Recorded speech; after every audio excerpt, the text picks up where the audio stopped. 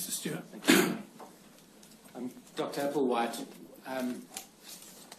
You're familiar, of course, with the possible or potential outcomes from a judicial committee that might have come to a finding of child sexual abuse having occurred, being essentially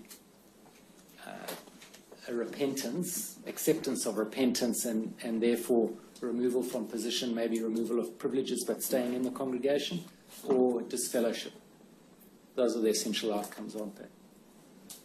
Essentially. Yes. So if someone is in the congregation is found to have committed sexual abuse and the judicial committee finds them sufficiently repentant, then they remain in the congregation. Is that right? Yes. And if they are not sufficiently repentant, then they will be disfellowshipped, which means they're out of the congregation. Yes. And the repentance, of course, would come with an acceptance that they had done what they were accused of having done. Yes. Yes. And if the repentant wrongdoer was a wrongdoer in relation to one of his or her own children, they would go back into the family. As far as I understand, yes. Unless there was a report to the authorities. Well, normally the yes. And intervention by the authorities. But insofar as the organisation's own steps are concerned, that would be the ordinary course. Yes. And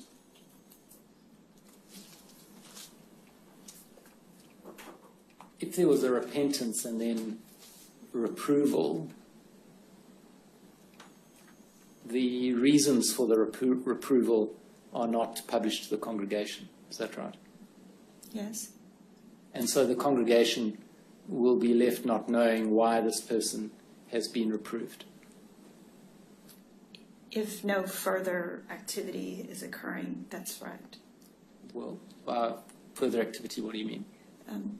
In some cases, if they're reproved for child abuse, then they would be asked to not spend time with children and not be with them in the Kingdom Hall and things of that nature. If they were displaying behavior that was of that nature, then the procedure would be to warn the families that have children in the congregation. Well, perhaps particular families in which that person has a relationship or engagement. Is that right? My understanding was that it would be anyone in the congregation that has minor children. Right, that I would have to look at that further. All right. Well, that may be subject to us looking at it further, but.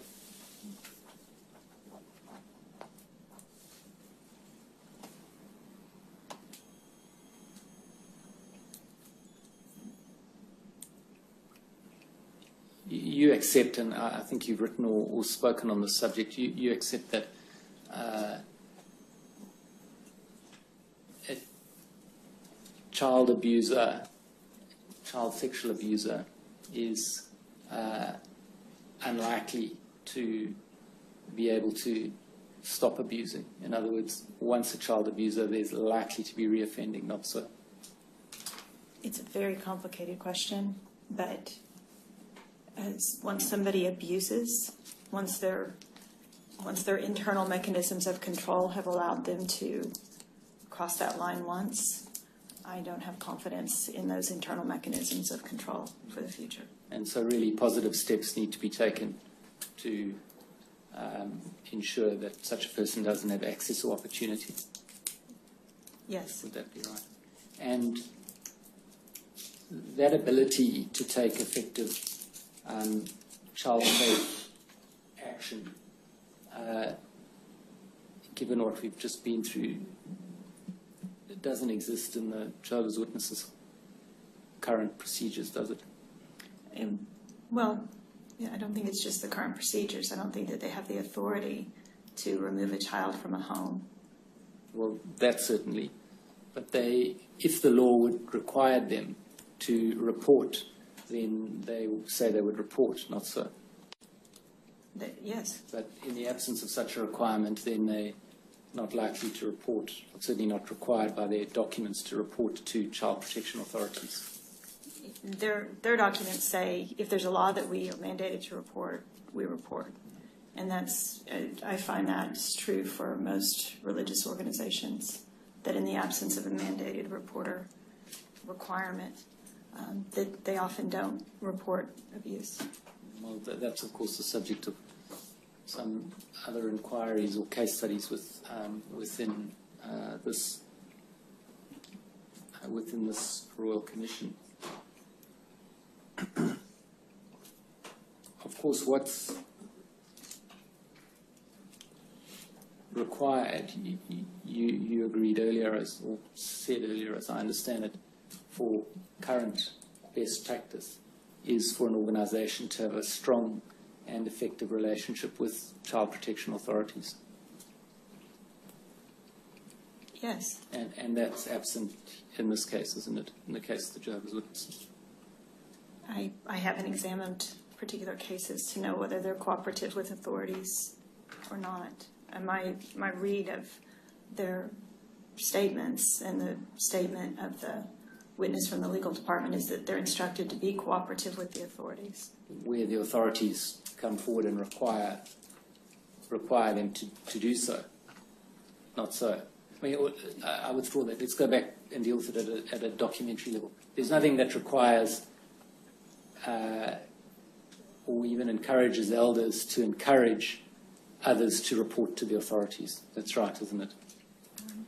What's required is that they are clear that it's the personal decision of the individual whether they're going to report or not. Yes. So the word encouraged is not used. I like the word encouraged. That particular word isn't used.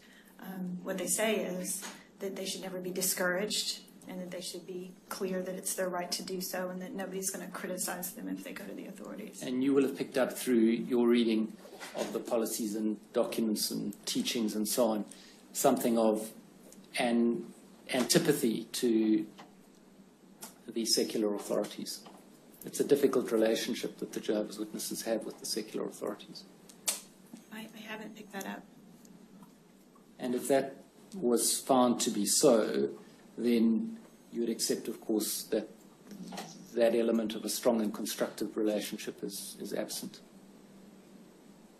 If it was found that they don't have a strong and constructive relationship, would I accept that they don't have? No, if it's found that they have a relationship of antipathy with secular authorities, then that component of the best practice would not be met. I would really have to see what it was that was found before I could say. My read of the documents and the way that the director of the legal department has described the procedures and what the elders are instructed to do sounds to me like he's saying follow the law and cooperate with the authorities. And even in a case where somebody else reported to the authorities to cooperate with them, give them documents as required. So your opinion on that point is based on what he said in his statement? What he said in his statement and also the other documents that say we've never discouraged anyone from reporting to the police. There's no document that says that? We've never. There's a letter to the elders that says for many years we've encouraged we've told the elders to follow the law. Yes. Well, that's a different point, isn't it? So to the extent to which that opinion is based on Mr. Toole's statement as to what takes place, then if those aspects of the statement are not accepted by the Royal Commission, then your opinion would have to be revisited in that respect, wouldn't it? Sure. Because I'd like to suggest to you that the Jehovah's Witnesses' policies and procedures with regard to raising and responding to child sexual abuse allegations are significantly deficient of current best practice. Currently? Yes. Do you accept that? That's your opinion? No, that is the position. My opinion is irrelevant. I'm suggesting to you that it would be right for this commission to come to the conclusion, based on the evidence and on what you've had to say, that the Jehovah's Witnesses' current policies and procedures with regard to raising and responding to child sexual abuse allegations are deficient when measured against current best practice. Okay. So when it comes to what they're doing now, I find that much of what they're doing now is consistent with what I see in other religious organizations. If the question is, does it meet all current best practices? I would say it probably doesn't. There could easily be ways that many religious organizations could raise the bar and meet better practices. Is it right, though, to compare them with other religious organisations, or just what best practice should be, religious, school, or anything else? I find that the practices in different, for example, the practices in social service organizations tend to move along faster because you have more knowledgeable people who are working in the field. And then you have schools that move along faster, and I find that religious organizations, by and large, move more slowly in developing practices that relate to social services, these particular kinds of social services. So to compare them to, for example, a foster care organization, I wouldn't normally do that. I don't know what this commission will do. I don't know about whether comparison's the right way to go anyway. Isn't the object of all of this for us to try and work out and tell all institutions, whatever, this is the practice you should follow, not what the best religious practice is. This is the practice you should follow. I absolutely hope that that's the outcome. I mean, that's what I'm hoping for.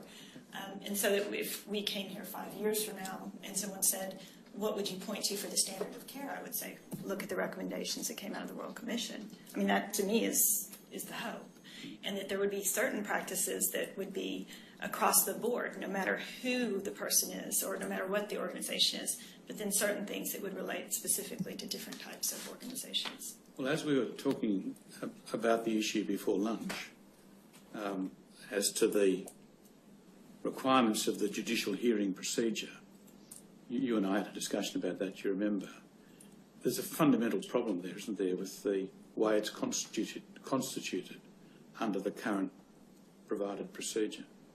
The way that what is constituted? The 2 men, then 3 men, then the survivor having to tell their story without moral support with the accused present. That process we talked about before lunch, and we agreed, I think, that that's not an appropriate process to follow. Correct? There are better ways. Absolutely. Now, can you help us from your knowledge of the Jehovah's Witnesses? As I understand it, those procedures are generated in part because of the structure of the organisation. Correct? Yes. How do they go about solving that problem and responding better to those who allege they've been sexually abused? And my understanding is that this practice is happening now, that there will, I'm sure, be other people who can speak to it. But from my perspective, they solve it by allowing a person who wants to come forward to have a support person with them to speak to an elder. And if they would prefer to, I mean, there are some people who want to confront the person who abused them. Oh, there are some who do, but there's many who don't. Absolutely. And many don't want to be in the same room as the person who assaulted them. Or the same building. That's right. So, you know, from my perspective, I think the maximum number of choices that you can give to allow the person to speak in the way that's most comfortable for them. Everything from where do you meet to who's there to how is the information taken down.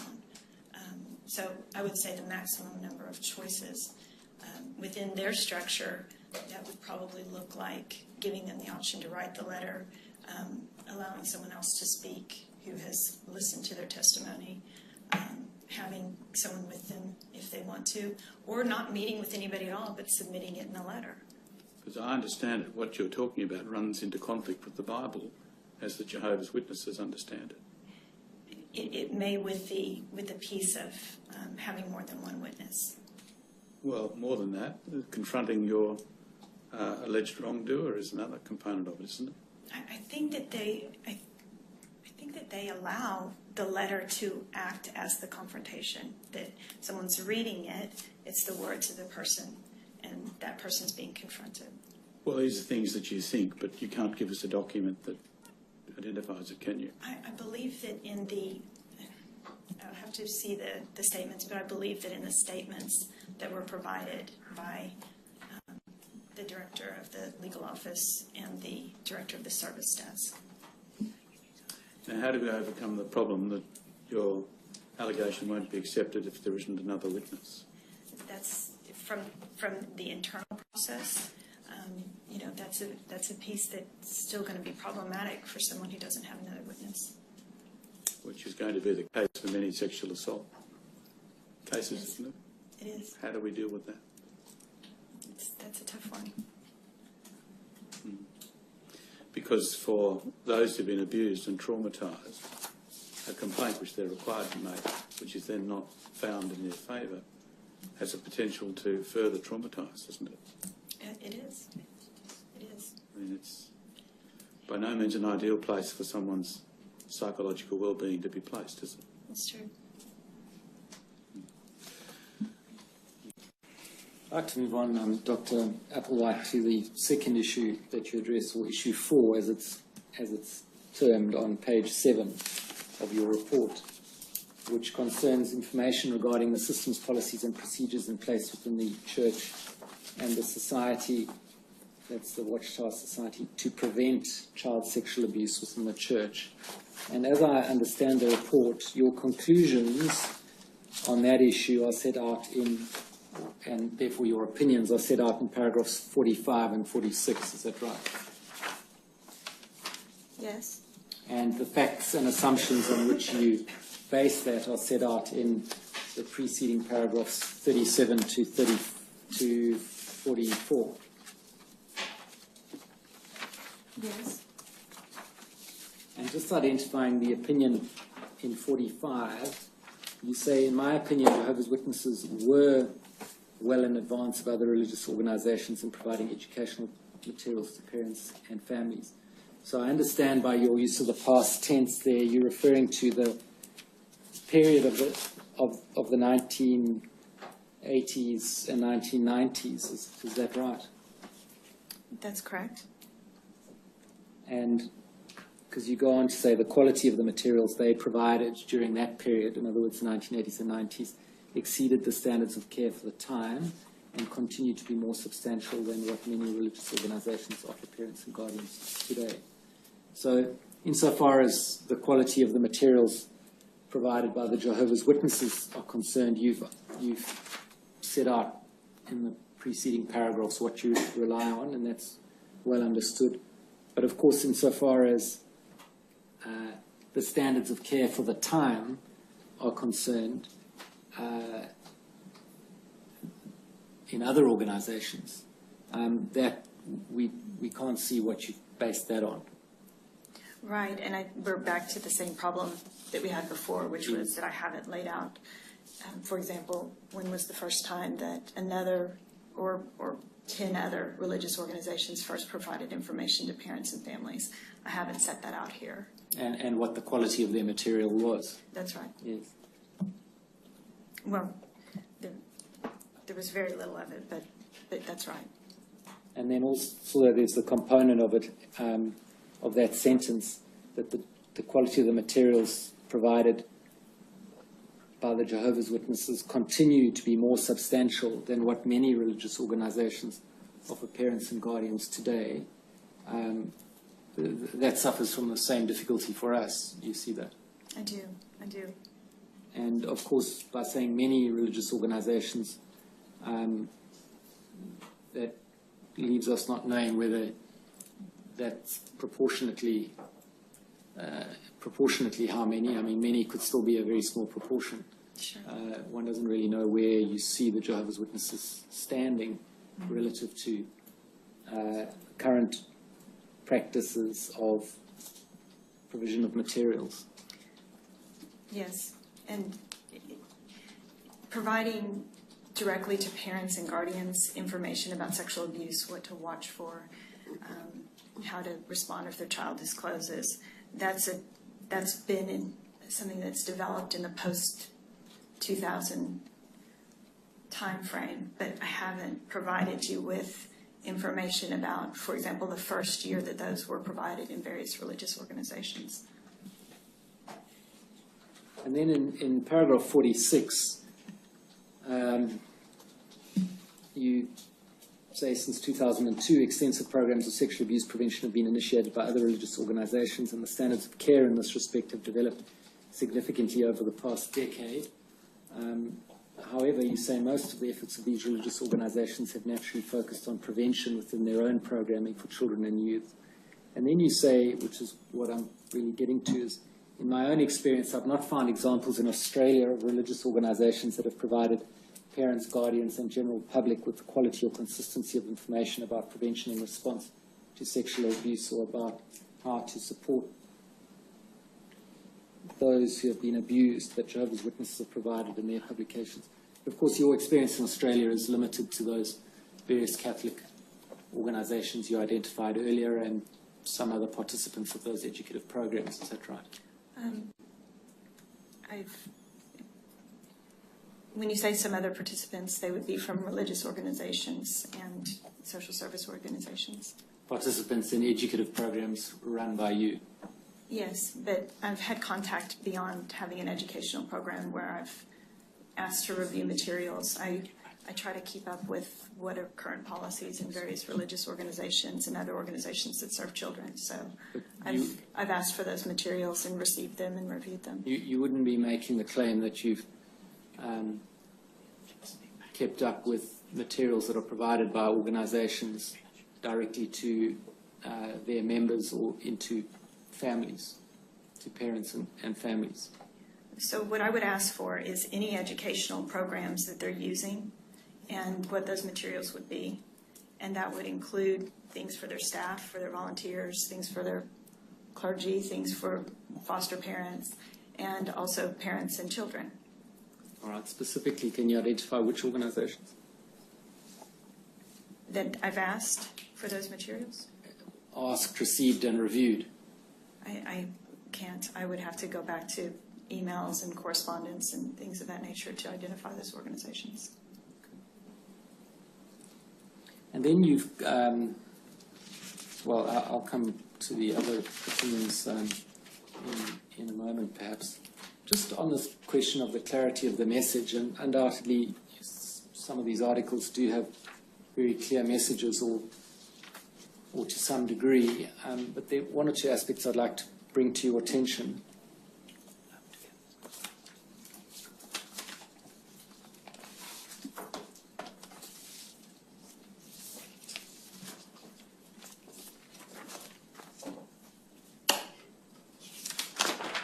So I want to show you an article which was published in Awake on 22 June 1982, and it's titled "To End Child Abuse."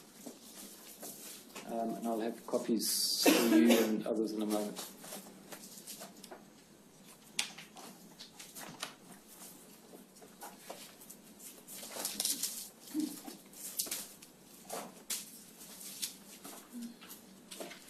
While that's being located, we can look at one of the others, which is in the bundle at tab 82. You referred to this, in fact, in your paragraph 42B. And if we can look at tab 82 on the screen.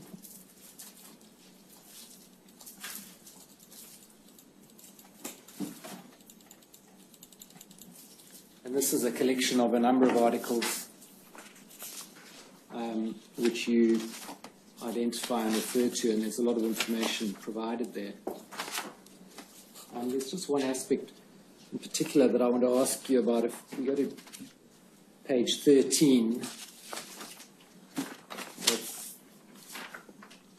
the second from the end on ringtail.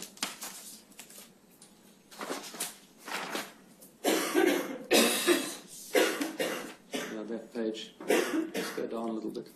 Okay. Now, see there's this bit at the end under the heading, the end of abuse. And in particular from the foot of the left-hand column, it says, Jehovah God promises a time when all such treacherous people will be torn away from the earth, and only the meek and gentle who love God and fellow man will be allowed to remain. We have that marvelous hope of a new world thanks to the random sacrifice of Jesus Christ. Then and only then will abuse end forever. In the meantime, we must do all we can to protect our children. And then it goes on. And I'm wondering what meaning you would expect a parent reading that to get from that. How's that to be understood by an ordinary parishioner or publisher reading that? I don't think I'm qualified to answer that question as to what that particular phrase or the particular lines that you read would necessarily mean to somebody who was a publisher. All right, and perhaps if you can look at the other article that I've got for you. It's really quite similar, the 1982 one. And if we can look on the second page, you'll see halfway down the second column is, I think, much the same. I only got one page. Oh, here it is. It's in the back. You see halfway down the second column, only the Bible's solution will end the abuse of children. Jesus summed it up, love God with your whole heart, love your neighbor as yourself. The Apostle Paul repeated it, love does not work evil to one's neighbor, therefore love is the law's fulfillment. This solution of brotherly love is practical. When applied, it works. Too many are hearers of God's word, but not doers of it. Too many say, Lord, Lord, but don't listen to Jesus or do Jehovah's will. In God's due time, all who embrace his kingdom under Christ will become able to keep this law of love perfectly. Then will come fulfillment of Proverbs 2:21 and 22. The upright are the ones that will reside in the earth, and the blameless are the ones that will be left over in it. As regards the wicked, they'll be cut off from the very earth, and as to the treacherous, they'll be torn away from it. This is the only way, the final way, to end child abuse. A parent who may be interested or concerned about child abuse, how do you suppose they would understand that to apply in their lives?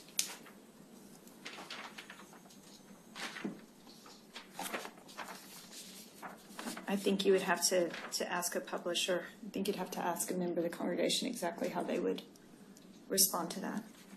My only suggestion is that while some of the messages are very clear, and I accept that entirely, there are other messages, so it seems to me, and I suggest to you, that are quite unclear. Again, I mean, what's unclear to me as a person who hasn't studied this in this way, I'm not sure that I'm the one to answer it. Now, have you given any consideration to the effect that these articles have in the context of being in amongst a lot of other information and articles being published and given to publishers? Could you be more specific? Have you given any consideration to the effect that these articles have in the context of being amongst a lot of other information and articles that are being made available or published to members of the congregation? In other words, you've looked at the articles and what they say. Have you looked beyond that? What are they being read? How are they being understood in the context of a lot of other information? Well, there's a general practice of everyone reading, so it's not just printed and put on a shelf. People read them together and discuss them together. And what's happened is that many times throughout the years, particular articles that speak to the issues of sexual abuse and talk about the experience of someone who's been abused have been referred back to in letters to congregations or referred back to in certain teaching moments. So those would be brought back up. And these are principally published in the Awake and Watchtower magazines, is that right? Principally, yes. And are you aware how many editions of each of those there are each year? I've seen it written, but 4 times a year, or I'm not sure. I think they're published at different times, but I'm not sure. But there are multiple issues a year. And multiple articles per issue. Yes. So it may be that these child sexual abuse articles get relatively swamped by other information that's being provided. I can't answer that. I just don't know.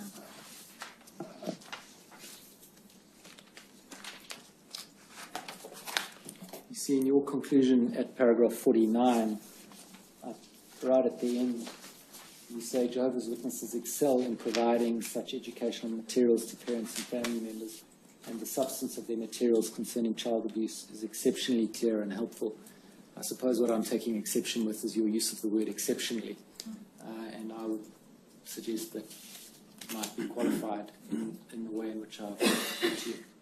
Well, so what I would be referring to there is, for example, an article that says, if your child experiences abuse, be sure that you don't just say to them one time, it's not your fault, that you may have to come back and have another conversation with the child and let them know that you really believe that more than once.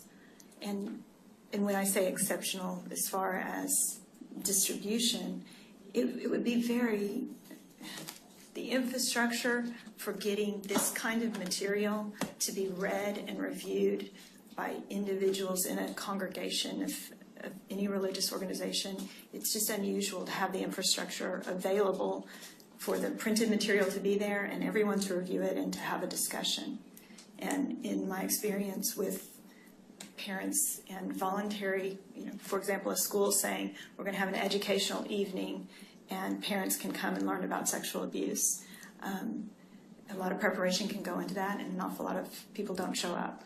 So you can have a big forum and let people know that you're there and have 5 people show up. So it's a terribly difficult topic for people. And so to actually get the educational materials out there into families, they just have a unique infrastructure available to them for that.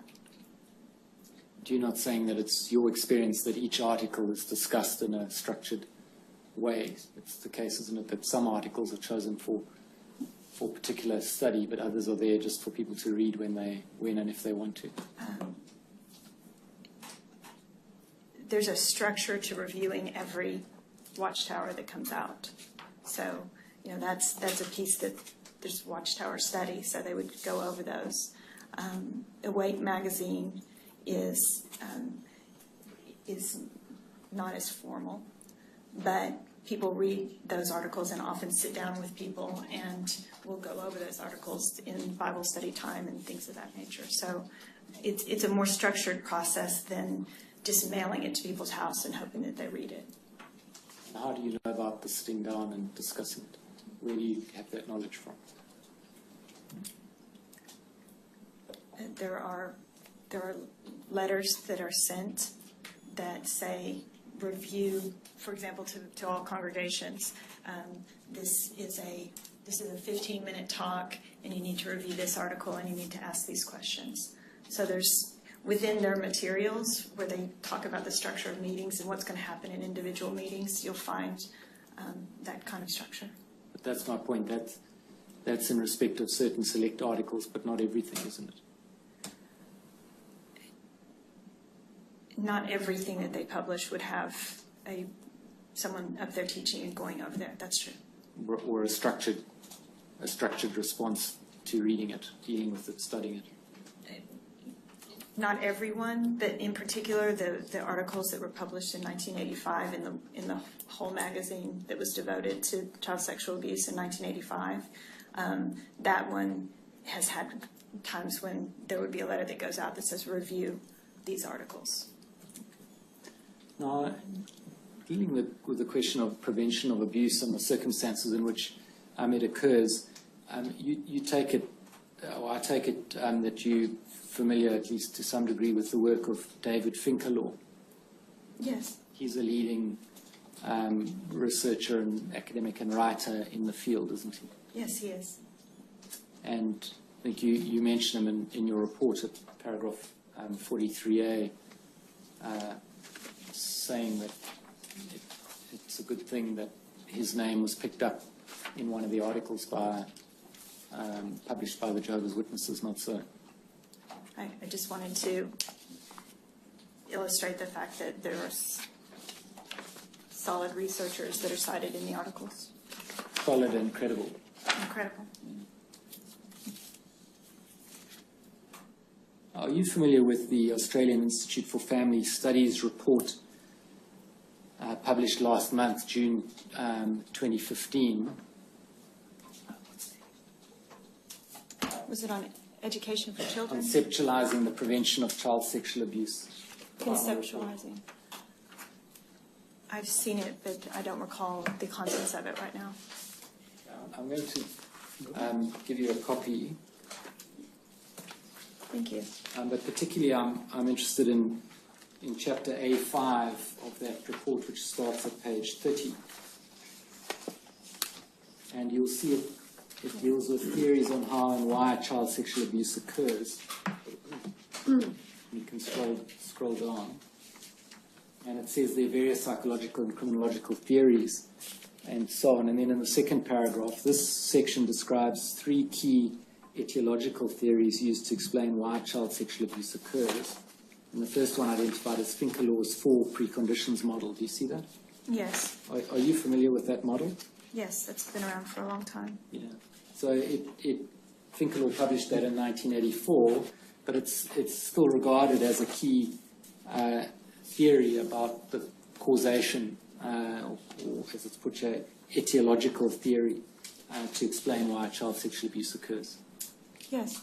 It's not discredited. Not to my knowledge. And you'll see, if we scroll down a bit further, it says that Finkelau's model has been widely used for understanding child sexual abuse offenders. It was the first to move beyond the notion that child sexual abuse only occurs as father-daughter incest or when men who are strangers molest a multitude of children. And the 4 preconditions are, and he identifies them, or they are identified there in bullet points. Firstly, motivation to sexually abuse. Secondly, overcoming internal inhibitors. Thirdly, overcoming external inhibitors. And finally, overcoming the resistance of the child. And according to this theory, all of those preconditions need to be met in order for child sexual abuse perpetration to be possible and to occur. But the model takes it a step further, and if we look over the page, in the 3rd paragraph, it says that Finkelau noted that these preconditions, in other words, those 4 necessary preconditions, all of which have to exist, not only operate on an individual level, but on a more sociological level. Social factors and characteristics can act as motivators or inhibitors to child sexual abuse perpetration. And then Table 4 outlines how the preconditions work in relation to individual and social cultural factors. Mm-hmm. And then you'll see down the left-hand side are the 4 preconditions in the first column that I read out earlier. And then adjacent to each of them in the subsequent columns is firstly the individual factors, and there's a list of them. And then the social cultural factors in the right-hand column. Do you see that? Yes. And so looking at the social cultural factors, I want to identify some which I suggest exist within the Jehovah's Witness organization and get your response to that. So firstly, in other words, in the first row, that's adjacent to the precondition of motivation to sexually abuse. One of the factors, social cultural factors, is repressive norms about masturbation and extramarital sex. Now, you'd agree that is a factor existing within the Jehovah's Witness community. Well, so, yes. Yes. And then in the second line, in other words, adjacent to overcoming internal inhibitors as the precondition, you'll see that the second social cultural factor is weak criminal sanctions against offenders. Now, in an environment where, and I'll ask you to assume that reporting to authorities is only done where the law requires, and within the Jehovah's Witnesses there are weak criminal sanctions against offenders. Well, I've told you my position as far as having, I really believe that the criminal sanctions are necessary.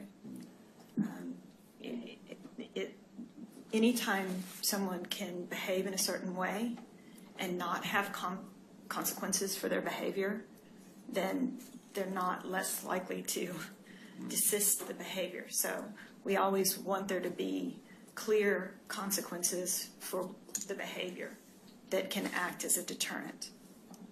And do you accept that the processes of investigation and so on that we've been through before, and the way in which child sexual abuse allegations are dealt with within the Jehovah's Witness community by the elders and so on, would generally delay any report being made to the authorities? I would have to look at a case to determine that, if it happened in a certain case. But from my perspective, if they're mandated to report and they report, then their own investigation should be set aside while the criminal justice system does their work. Well, you should know in Australia, and perhaps you do know this, that the current position is it's only in New South Wales and Victoria that there are crimes for not reporting. Yes. And there's no mandatory reporting to child protection authorities applicable in this context, because there aren't teachers or other designated professions. Right. So essentially, for the most part, absence of criminal sanction if you don't report, or mandatory reporting requirements. If people see within their community a system that is supposed to and tries to deal with these issues, that's going to delay any attempt to report outside and ensure that the authorities can deal with it. Which is why I would advocate for those laws to be changed.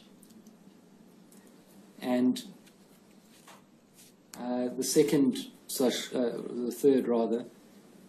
social cultural factor, the one immediately beneath weak criminal sanctions, is ideology of patriarchal prerogatives for fathers.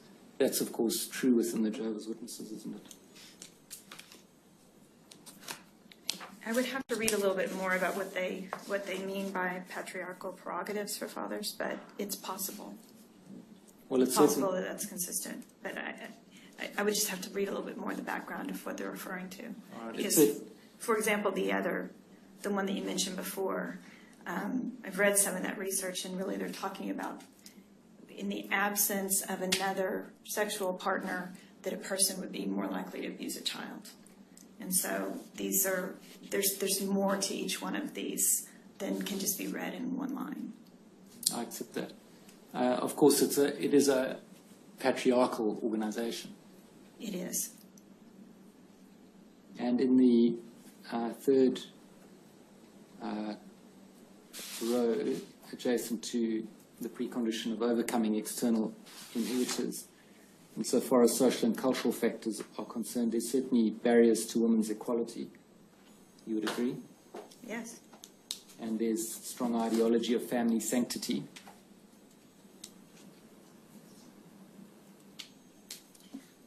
You would agree? Yes, I just don't know I don't know how that relates. So is this, generally speaking, I just haven't come back, but when they are applying the model to these cultural factors, are they generally speaking about incest type offending? No. No, it's not specifically not limited to that, because Finkelhor. No, I know Finkelhor wasn't referring to it. I'm talking about this application of it. No, this isn't the application. This is a tabular form of the model. Yeah, I would have to look at that a little bit more, because for organizational type abuse, or abuse that happens in organizations, that particular piece of it, it wouldn't be as related to institutional type abuse. But that would be related to incest type abuse. Yes, yes. But if you've got a situation where what goes on in the family is very much the subject of the church, including the church's disciplinary processes, then and the church has a strong ideology of family sanctity, then this would be regarded as, or you would see this as being met, wouldn't you? According to this, yes. And what about the one immediately above that, erosion of social networks insofar as instructions about not associating with worldly people are concerned? You might see it that way. And then in the last row, overcoming the resistance of the child, a social cultural factor of social powerlessness of children. Do you accept that within the Jehovah's Witness Church? It's not a factor that I've looked at carefully. I would say that they've been encouraged to talk with their children about sexual matters, and that those lines of communication would probably be a helpful factor. The social powerlessness, I'm just not sure about. Because this model would certainly raise for you some flashing lights about the social cultural environment of the Jehovah's Witness Church insofar as child sexual abuse is concerned, wouldn't it? Tell me what you mean by flashing lights. These factors come together really in a perfect storm for the Jehovah's Witnesses in the risk of child sexual abuse occurring there. I think I would have to look at this more carefully to be able to say that. I just would have to look more carefully. Those are my questions, John. I think we should mark the document to end child abuse. I'll make it 2914. The document conceptualising the prevention of child sexual abuse will be 2915. Doctor, just to finish the discussion that you and I had previously, if a woman brings an allegation that she's been sexually assaulted by a member of the Jehovah's Witness, and she does so because of her strong adherence to the tenets of the church and believes that she has to report, but she doesn't want to go to the authorities. She doesn't want to be involved in a criminal trial. And there's no other witness, and the alleged abuser doesn't confess. But those listening to her story don't have any doubt that she's telling the truth. But they can't take any action because there's only her evidence. What happens then within the church? I assume, well, you tell me, does the abuser then stay with all of his rights intact, and the woman would be required to, if she wished to remain part of the Jehovah's Witnesses, to interact with him in that environment? Is that what happens? In addition to some other warnings or things of that nature, I would think that would be what would happen. Not a very good place to end up, is it? It isn't. No. Yes, does anyone else have any questions? Yes, please, Your Honour. Anyone else? No, Your Honour. No. No? No. Very well, yes. Thank you, Your Honour. Your Honour, pardon me. Your Honour, Dr. Applewhite, as you know, my name is Andrew Tokley. I represent the Watchtower Bible and Tract Society of Australia, and I also represent 3 persons who are being called to give evidence before the Commission. Dr. Applewhite, I wish to ask you some questions about your report. If I may, if you could bring that up, please. Have that before you.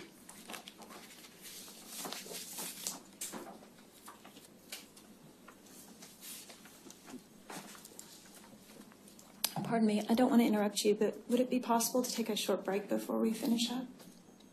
You want to take a break now? Would that be possible? Yeah, yeah, sure. Or I just, is it all right? Yeah, we'll take a short break. Let me know when you're ready. Thank you. Of course, what's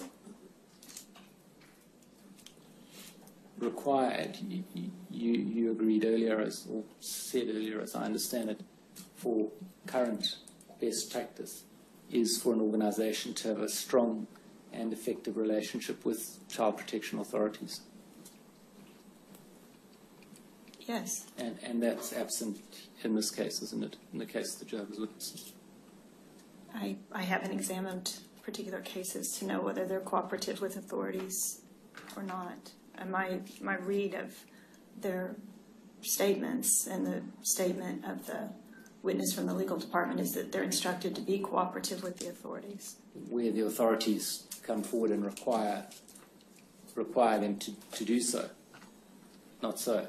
I mean, I withdraw that. Let's go back and deal with it at a documentary level. There's nothing that requires or even encourages elders to encourage others to report to the authorities. That's right, isn't it? What's required is that they are clear that it's the personal decision of the individual whether they're going to report or not. Yes. So the word encouraged is not used. I like the word encouraged. That particular word isn't used. What they say is that they should never be discouraged and that they should be clear that it's their right to do so and that nobody's going to criticize them if they go to the authorities. And you will have picked up through your reading of the policies and documents and teachings and so on, something of an antipathy to the secular authorities. It's a difficult relationship that the Jehovah's Witnesses have with the secular authorities. I haven't picked that up. And if that was found to be so, then you would accept, of course, that... Mr. Stewart. Thank you. Dr. Applewhite, you're familiar, of course, with the possible or potential outcomes from a judicial committee that might have come to a finding of child sexual abuse having occurred, being essentially a repentance, acceptance of repentance, and therefore removal from position, maybe removal of privileges but staying in the congregation, or disfellowship. Those are the essential outcomes, aren't they? Essentially. Yes.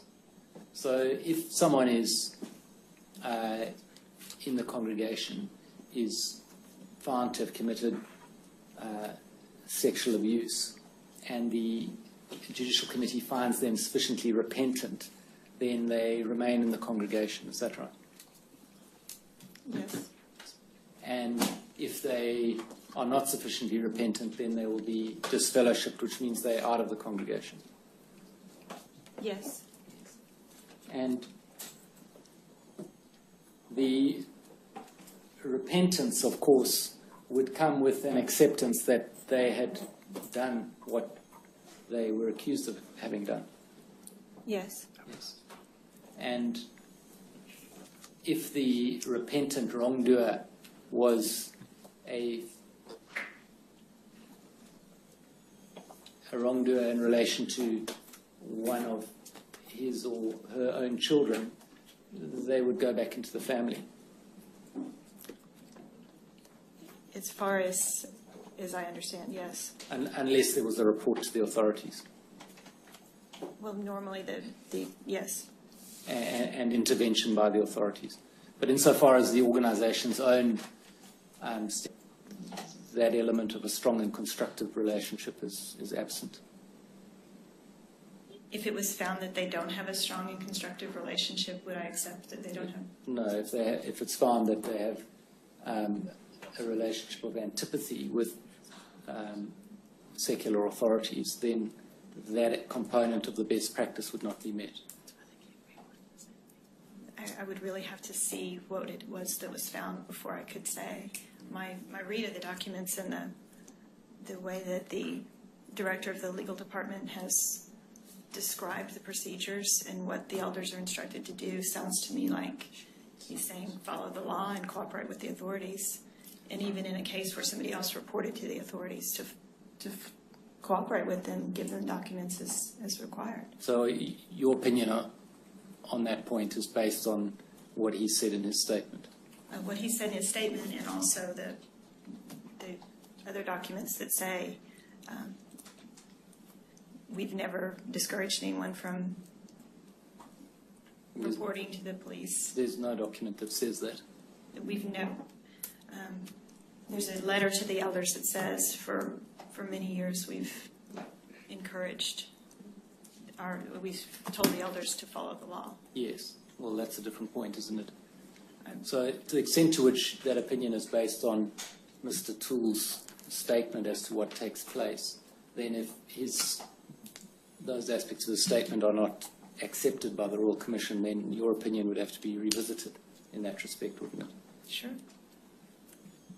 Because I'd like to suggest to you that the Jehovah's Witnesses' policies and procedures with regard to raising and responding to child sexual abuse allegations are significantly deficient of current best practice, is unlikely to be able to stop abusing. In other words, once a child abuser, there's likely to be reoffending, not so. It's a very complicated question, but once somebody abuses, once their internal mechanisms of control have allowed them to cross that line once, I don't have confidence in those internal mechanisms of control for the future. And so really positive steps need to be taken to ensure that such a person doesn't have access or opportunity. Yes. Would that be right? And that ability to take effective child safe action, given what we've just been through, it doesn't exist in the Jehovah's Witnesses' current procedures, does it? Well, yeah, I don't think it's just the current procedures. I don't think that they have the authority to remove a child from a home. Well, that certainly. But if the law would require them to report, then they say they would report, not so. Yes. But in the absence of such a requirement, then they're not likely to report, or certainly not required by their documents to report to child protection authorities. Their documents say if there's a law that we are mandated to report, we report. And I find that's true for most religious organizations, that in the absence of a mandated reporter requirement, that they often don't report abuse.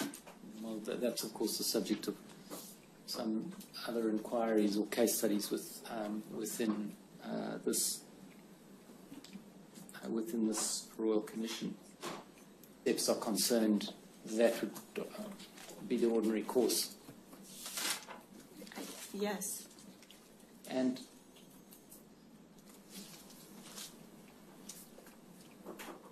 if there was a repentance and then reproval, the reasons for the reproval are not published to the congregation. Is that right? Yes. And so the congregation will be left not knowing why this person has been reproved.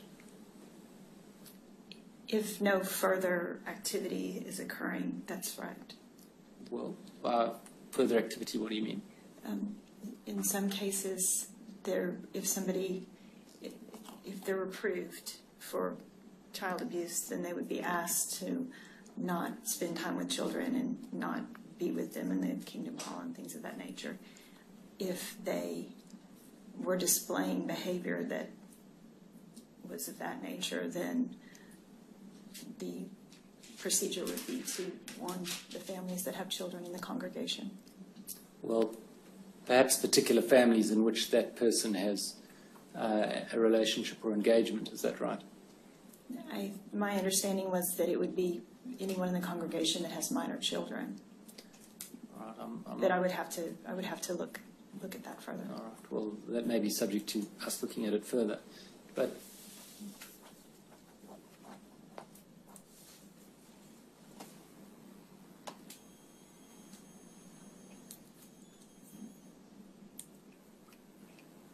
You accept, and I think you've written or spoken on this subject, you accept that a